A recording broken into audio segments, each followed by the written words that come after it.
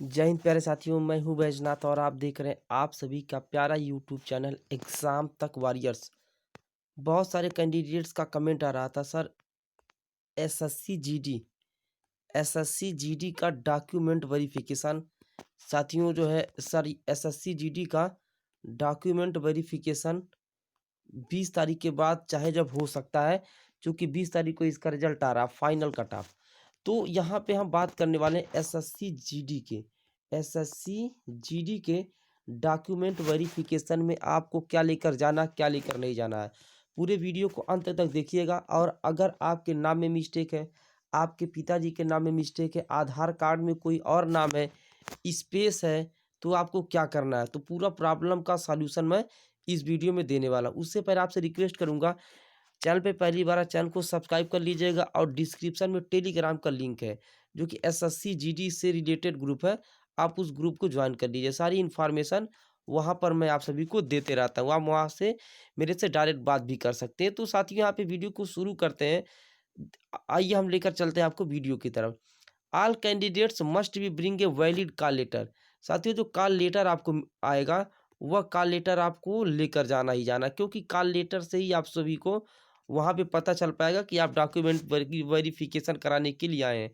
तो सबसे पहला काम आपको क्या करना है, कॉल लेटर को नहीं भूलना है, ठीक है ना। चलिए आगे चलते हैं। The candidates should produce their matriculation, high school, higher secondary school equivalent certificates which are issued by the state या central authority which should show the DOB. अर्थात आपको क्या यहाँ पे कहा जा रहा है, मैट्रिकुलेशन का, हाई स्कूल का, हायर सेकेंडरी स्कूल का या उसके एक्विवेलेंट क्या ले जाना है, सर्टिफिकेट ले जाना है साथियों, डेट ऑफ बर्थ के लिए, अर्थात डीओबी के लिए आपको लेकर जाना है। तो अगर आपका मतलब मैट्रिकुलेशन है, मैट्रिकुलेशन से तो फॉर्म आपने फिलअप किया है, तो मैट्रिकुलेशन अर्थात क्लास 10 का आप मार्कशीट साथियों, आप मार्कशीट सारा चीज़ फेयर ले लीजिएगा, ठीक है ना, यानी कि असली वाला जिसे हम बोलते हैं, आपके पास होना ही चाहिए, लेकर आपको जाना है। और आपको हायर सेकेंडरी स्कूल अर्थात 12 का भी लेकर जाना है। अगर आप 12 का नहीं ले जाना चाहते तो कोई बात नहीं, लेकिन 10 का एकदम अनिवार्य है कि आपको लेकर ही जाना है। अभी अंत में बताने वाला हूँ, नेम में मिस्टेक है तो क्या करना है। All certificate like your marksheet आप all levels you have studies, जैसे school level and college level, you have every respective document which you receive in that manner all should be furnished. यानी कि आप सभी को जितना भी आप सभी के पास डॉक्यूमेंट है स्टडी से रिलेटेड, सारे डॉक्यूमेंट को लेकर जाना है, ठीक है ना। सारे डॉक्यूमेंट को क्या करना है साथियों, लेकर जाना है।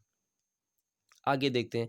इन case you are appearing as a departmental candidates, अगर आप जो है डिपार्टमेंटल कैंडिडेट में अपियर है, then you have to produce necessary certificate in support of the qualifying period of service.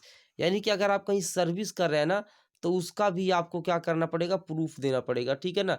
Departmental candidate तो आपको वहाँ से एनओसी मिलेगा, एनओसी भी आपको यहाँ पे क्या होना, लाना पड़ेगा अगर आप कहीं पहले से काम कर रहे हैं तो।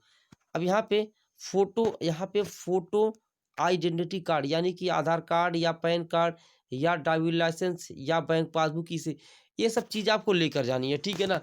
कोई भी चीज़ आपको भूलना नहीं है। मैं तो सिक्योर मानूंगा कि आप आधार कार्ड को लेकर जाएं, ठीक है ना। आधार कार्ड क्योंकि मस्ट है, आधार कार्ड लेकर जाना है और बैंक पासबुक भी लेकर जाना है। और प्रयास करिएगा कि वो बैंक पासबुक आपका एसबीआई का रहे। कहाँ का रहे साथियों, एसबीआई का, क्योंकि ज़्यादातर सिक्योर एसबीआई का ही माना जाता है। तो आप एसबीआई का बैंक पासबुक जरूर बनवा लें। आगे हम थोड़ा सा देखते हैं नेक्स्ट में। Caste certificate issued by the complaint, और यहाँ पे कास्ट सर्टिफिकेट भी चाहिए साथियों, कास्ट सर्टिफिकेट भी चाहिए। अब ध्यान से समझ लीजिए, कुछ लोग कहेंगे सर स्टेट का एक होता है, एक सेंट्रल का होता है, तो इसमें आपको स्टेट का भी लेकर जाना और सेंट्रल का भी लेकर जाना है, ठीक है ना। ध्यान से चीज़ों को समझ लीजिएगा।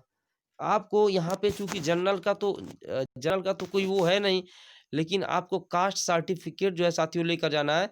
देखिए जनरल का नहीं होता है, SC ST OBC category candidates belonging to OBC category but coming under creamy layer and or if their caste does not find place in the central list are not entitled to OBC reservation.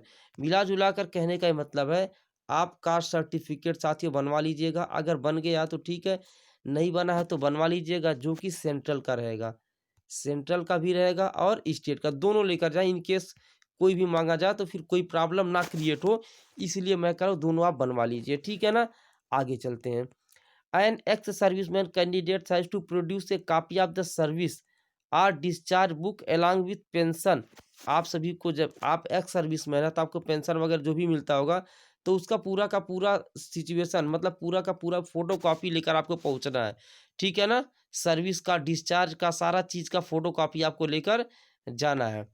अगला है, the candidate should produce their disability certificate if he she is disabled with is issued by the district medical board. अगर वो disable है ना, तो उसका medical जो भी मेडिकल सर्टिफिकेट होगा वो भी लेकर आना है। नेक्स्ट कह रहा है, the candidate should produce there, यहाँ पे अगला, the candidate should carry 2 passport size photo with them. अब यहाँ पे तो बात कर रहा केवल 2 सर्टिफिकेट, 2 फोटो ले आने के लिए, लेकिन मैं आपसे आग्रह करूंगा कि आप कम से कम 10 फोटो लेकर जाएं, 10 से 15 फोटो लेकर जाएं, ठीक है ना?